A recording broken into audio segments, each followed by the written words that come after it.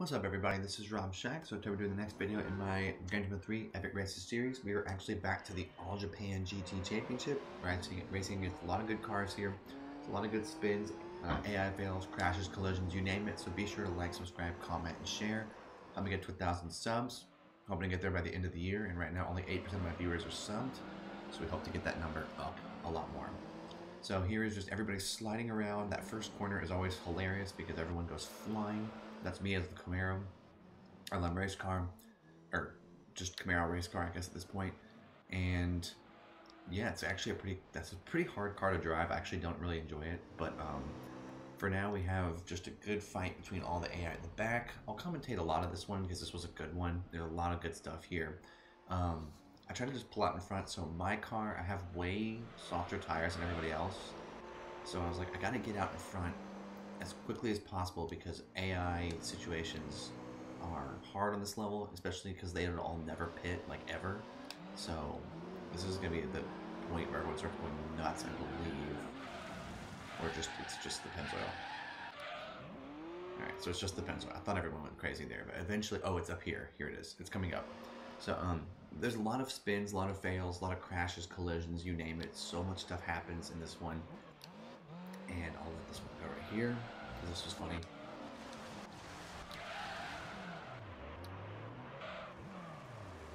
So everyone's just driving around like fools, stuck. Denzo went from leading to being in 5th, behind the Zexo. Castrol Troms is fighting with the Castrol Mugen. This game clearly has a bias towards Castrol. Just kidding. But, so they, NSX went from 6th before the corkscrew to 2nd by the end of the lap. So that's kind of hilarious. I was kind of excited to see him not be in the front for a second, and then everyone just fell apart except for him and the Castro. So it's great. But a lot of people spin out on this one. A lot of cars crash, spin out. Obviously, you know the Skylands are going to always do that, but so do the Supras a little bit more. I mean, obviously, we've got Denzo back in 5th here, so it's going to be a thing. But I end up having to pit a lot, so you can tell that my tires are already pretty worn. So my goal was just to get as far out in front of the Mugen NSX as possible, because in this game the Mugen is really good, as opposed to in GT4, the Mugen is for some reason terrible. I don't know why the NSX JGTC cars are garbage in Gran Turismo 4 when they were so good in 3, but it's really true. XL Skyline is flying all over the place, doing what he does. Pennzoil Nismo is just spinning out a lot, doing the weird little triple brake thing there, and braking and reversing. Ooh, it's taking him forever. When the cars, anytime a JGTC or up car uses the reverse, you're in trouble. Like, you should never be using the reverse. It's wasting so much time. So now we got the Loctite, you know, hitting that wall. Here comes the Pennzoil to do pretty much the exact same thing. A lot of people spin out though. I'll try to show all of them. It's kind of hard to show all of them. Again, show me or give me comments what you want to see me do in this video and what you want to see in future videos on my channel. I'm totally game for trying things. I like AI fails. Obviously, I have a lot of components of AI fails in my channel, just all over the place. I cover them a lot because they're very fun. It's just the best. So, yeah. Castrol Mugen is just chilling up in 2nd. Debating if I should, I still haven't gotten GT7 at this point. Unless I did surprisingly get it and this video is just published after. But as of right now, I don't have GT7.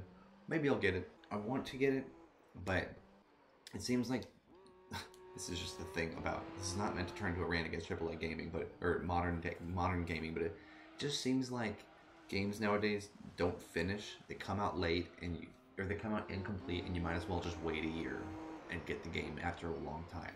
It seems like that's what people do, and I don't really, like, I just feel like that's what everyone is now. And Polyphony is better than the average company because they actually have Polyphony time where they, wow, this Pennzoil is really, really blowing it here.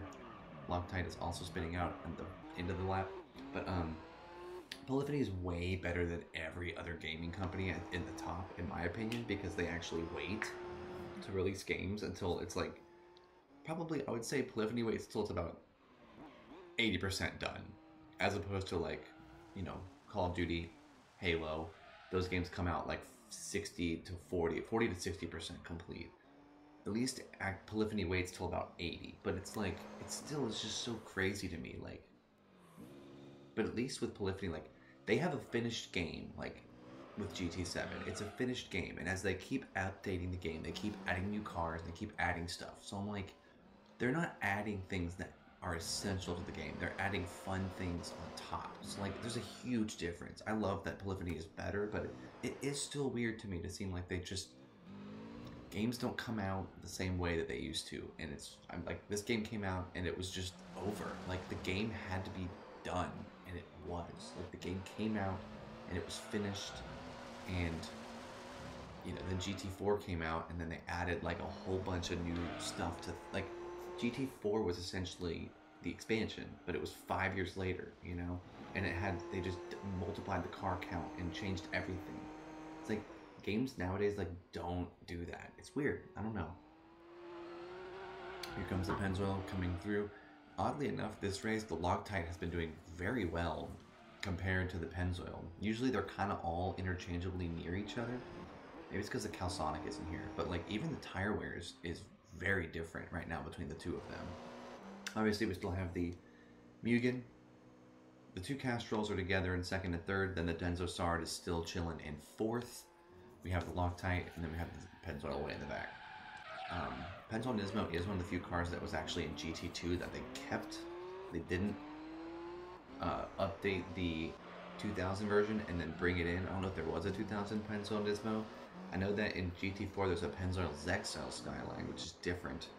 So maybe they just that was the last of the Pennzoil Nismos. I don't know, but anyway, I do think that Polyphony is so much better than every other company at this point. I can't even think of another company that does it even close to being as good as what Polyphony does. It just seems like game companies now just don't finish their games. Oh, the Denso Star there spun out. I just noticed his little dot stopped moving. But yeah, obviously I'll try to choose who I think is going to spin out. I expected the Zexel to spin out there, and it was the Denso, so happens. But Polyphony finishes their games. It's just, it is weird to think that like, so if they waited another year, like GT7 to me needed to have more cars at launch compared to GT Sport, because Sport was like the whole PvP experience, like that was what they were going for. But with GT7, I'm like, yeah, you should have had like, I would have. I mean, again, how many years you could always stall, and that's. So to defend them as much as I just said, like, I wish they did more. I'm like, the technology just keeps changing all the time. So like, you might as well just finish the game and release the game at some point. Like, you can't just keep stalling. So like, I get it. I think I don't know. I don't know what I would have done, because I'm glad that they made money on it. They deserve the money, because Polyphony is one of the few like bastions of like good video game production nowadays. They are one of the few companies that actually makes games with a much higher finish rate. Like the game actually looks finished and stuff. Like Halo Infinite launched with like probably 60% of its content. But what was there was fantastic. But then the problem with Halo Infinite is they lost steam. Like they lost so much momentum with that game because they just didn't add anything to the game. And I know there's a new engine and all that stuff, but it's like, you just have to be thinking, like the management, like what is the management doing in these companies? And then I learned later that 343 doesn't even hire people, they just contract people out, which is like the stupidest thing I've ever heard in my life. Why would you contract out people? Like how, you're literally promoting like a terrible game if you do that. And that's exactly what happens with like Infinite. It's like the game was finished and they just couldn't add anything to the game without it breaking and falling apart. It's like just a disaster, you know what I'm saying? This Pennzoil is just getting bullied like crazy here, just flying, drifting backwards. He's been lapped already, everyone else hasn't yet. It's pretty bad. Where's the Loctite? The Loctite is like in a kind of respectable place, I guess. But again, these are just the things that I think about with video game production nowadays. I'm like, it seems like it would be awful to work in the video game industry. Like it feels like it would have been so great if you were first and you got there first and you helped with the first games on, you know, Xbox, PlayStation 1, PlayStation 2, Nintendo 64, like all of those seem like perfect. Even up to the Xbox 360 seems like games were largely finished, and then when you finish the game, you would just like be able to stop. Like the thing that's hard now is with this like live service thing, is you're never done with the game, which I think is what ruins the game. Like games just never finish. So there's always, you could just keep delaying it indefinitely, but you don't. But you could. And I think that's what's just really tough. Is I don't know what the answer is, but the live service idea just isn't cutting it in a lot of ways. The quality of games, they expect the game to just be terrible for years, and it is. The games are terrible for years. I don't know.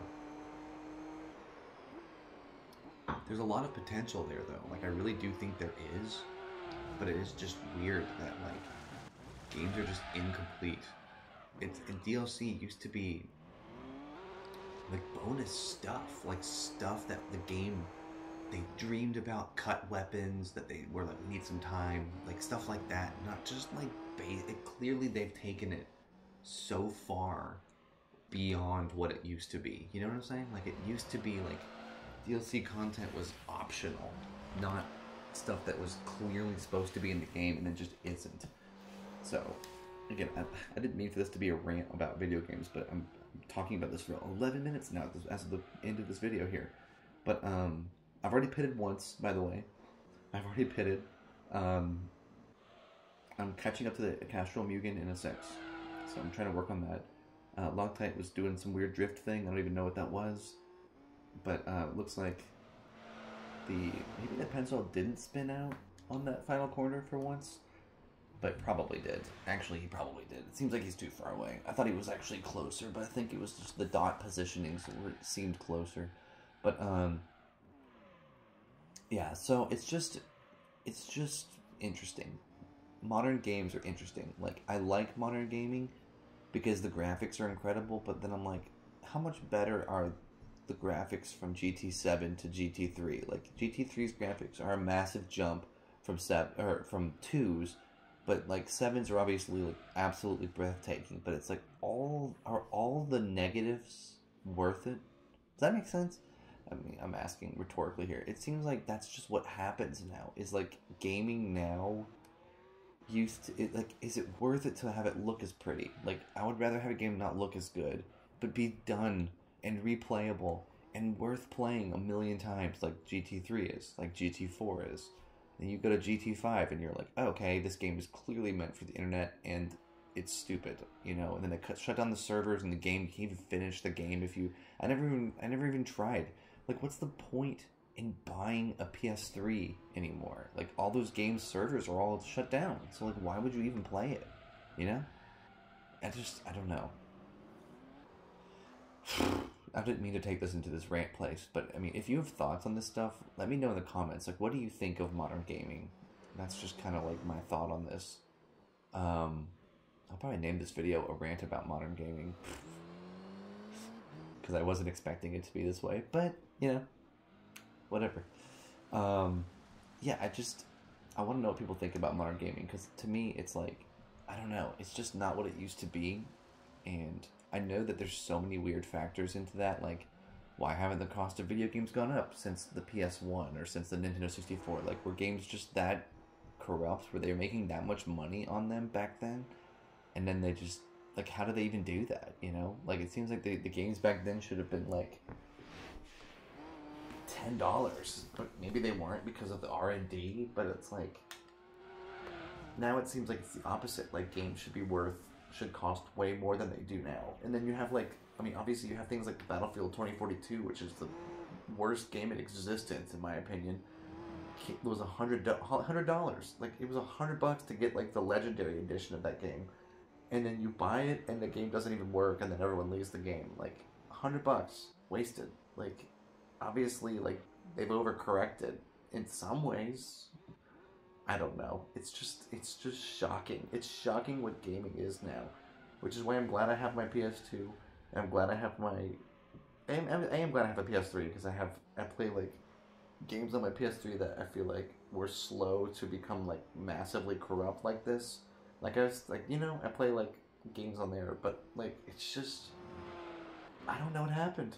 I don't know what happened, y'all. And it's I'm not hopeless about this stuff, but it is something I think about. I think about how back in the day a game would finish, it was done, and they had DLC. It was just like a separate CD or disc, and like having digital copies is great. I think that's a fantastic thing. I don't dislike digital copies, but it is weird to think that like with digital copies, it allows them just to not finish the game. Okay, this Denso Star is like spinning around a million times, which is pretty funny. So, you know, you used to be up there, man, but now you're really far behind. But I don't know. There's just so much going on in the gaming culture now, where it's like games come out and they're so good, but then I don't know what happens. It seems like engines become complicated, and they're just trying to cut costs. They probably hire contractors to save money, but then when they do that, the game suffers. So like, but I don't know. I mean, cosmetics in the game make them so much money. Like Infinite made so much money from the cosmetics shop, but is it not enough? Like, is that what it is? I just don't even know what's going on with that. Like Loctite spinning around.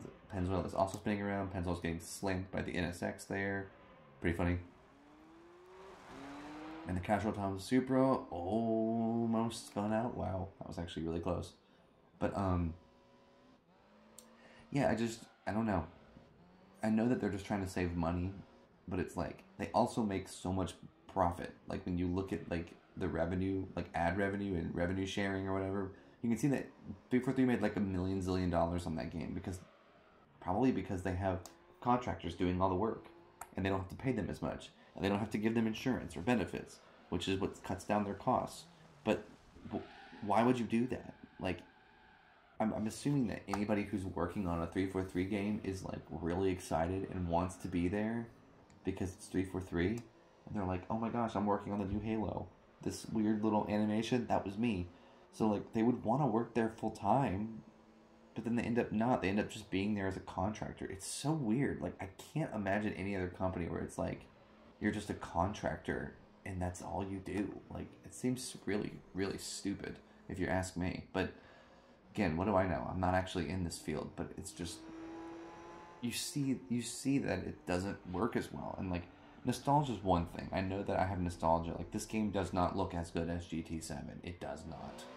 But it's like I would take a game not looking as good if it feels like it has a bow on it, as opposed to modern games where it's like it just feels like features are always missing. It feels like something is always missing. And that's weird. And it's different from a cut content from like drag racing used to be in GT2, and then they cut it. Like that's different. Like obviously the modern gaming thing is like you could add drag racing into a Gran Turismo game if you really wanted to, but they obviously don't do that because nobody wants that. So I'm glad they cut it. It was smart to cut it, but they could, like if it was something sick, like like you hear about cut guns out of Call of Duty games all the time. There was so many cut guns in those like first few Call of Duty games. So with modern gaming, they could literally bring all those guns back. But I don't know.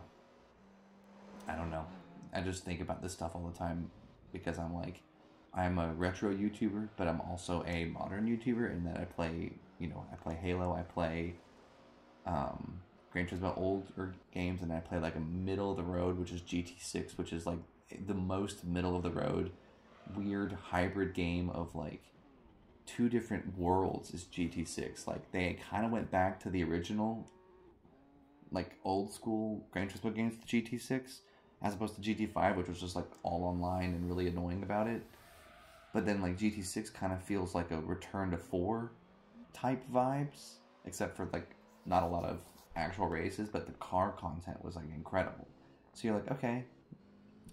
And so I played 3, I play 6, I play 4, and then I play like Halo, and I play Overwatch, which is like these games that are modern where they just keep messing with the game, or it's not finished, and it's just like modern gaming is just delayed. That's like the vibe I get from modern gaming. It's just everything is delayed. Like Modern Warfare 2019 also felt like an old game because it felt very complete when it came out, Like, obviously they were going to keep adding content to it, which is what they did.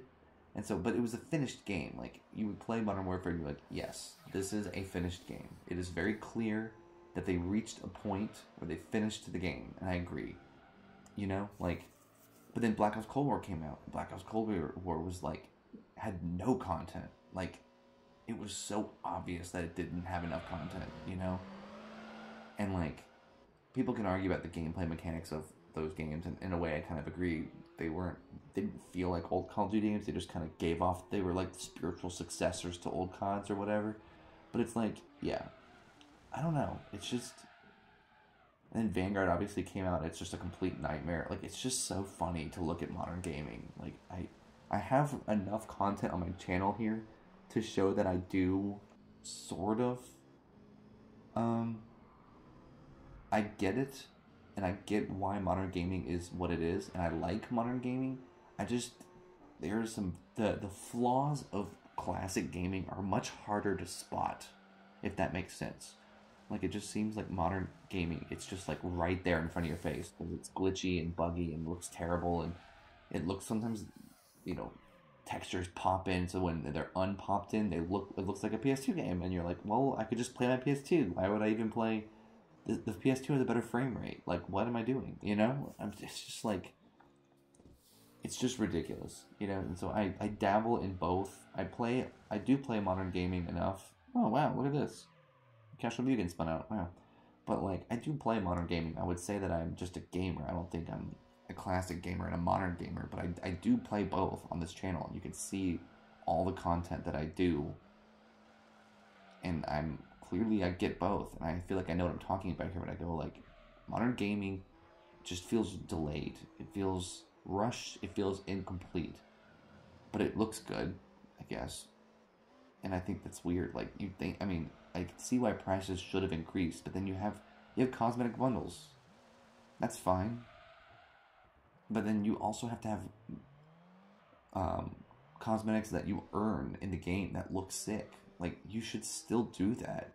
Like, I feel like that's what's so weird is, like, modern gaming, they've just removed that whole part of it. They've removed the whole, like, progression and feeling complete. Like, feeling like you did a good job in the game. Like, using a really rare skin or using a thing because I beat the game on Legendary. Like, have stuff linked to that. I think that's the part that, like, confuses me to no end is, like, you're like, these games, like, what happened to all the, like, desire to, like, unlock stuff?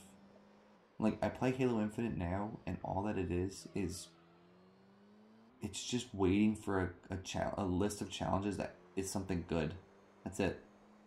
That sucks. And so I don't play the game anymore because I mean, I still play the game, but I don't play it a lot. And why would I? Why would I play it a lot? I have no reason to. You know?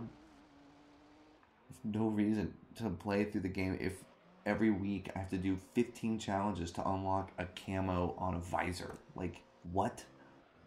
And that's literally what it is right now. And like, and then they just go, well, we're updating the shop to make the shop's items less expensive. But we haven't had any grinding cosmetics in the game since Season 1, which they put it out for 6 months. And I finished it in 2, maybe less.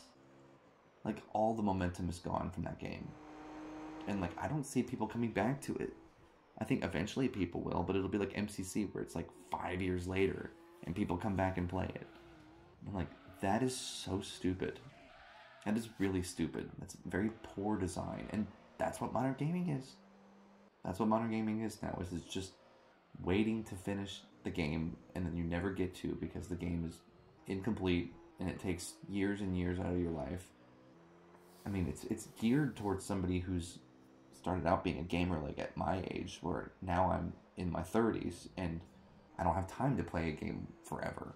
So maybe that's why they do that.